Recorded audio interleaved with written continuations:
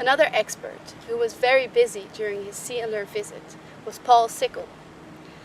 Paul specialized in fish parasites and used this opportunity to further his research. So we're taking a blood sample to ultimately look for a parasite called a hemogregarine, a blood parasite called the hemogregarine, which is similar to malaria. It's closely related to malaria, actually. And we're sampling as many species of fish from as many locations in the Caribbean as we can to see which species actually have this parasite and which locations have the parasite. Are you doing this all by yourself, or are you getting help from other people? No, I have lots of help actually. I couldn't do any of this research by myself, and so to get the fish, we collect a lot of it ourselves on snorkel or on diving, but we also get a lot of help from the fishermen because they're able to get a lot of the species that live in deeper water or bigger individuals that are harder for us to get. So we're working with fishermen here and in the Virgin Islands and in Puerto Rico who provide us with a lot of our samples or fish. Why are you doing this research specifically on Saba?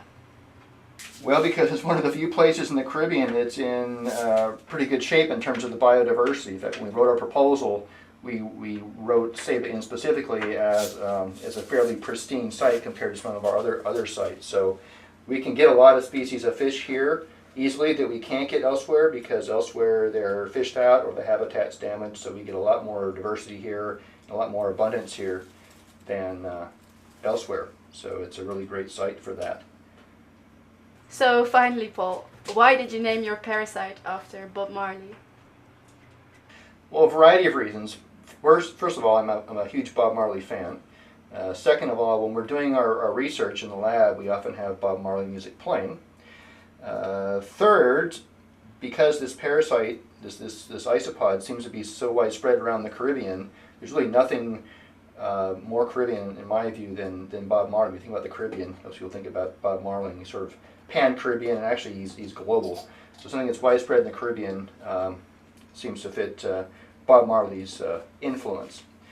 So we had a chance to honor him by naming a species after him.